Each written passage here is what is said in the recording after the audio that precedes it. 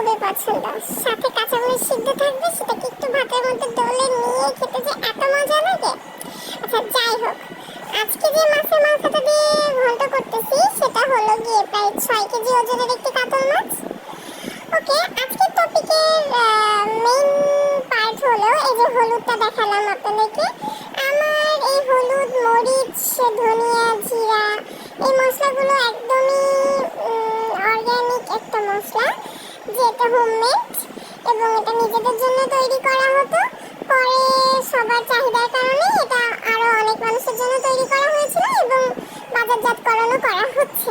তো আপনারা যদি ট্রাই করতে চান আপনারা অবশ্যই আমাকে ইনবক্স করবেন, আমি আপনাদেরকে জানিয়ে দিব কিভাবে আপনারা এই মশলাটা কালেক্ট করতে পারবেন।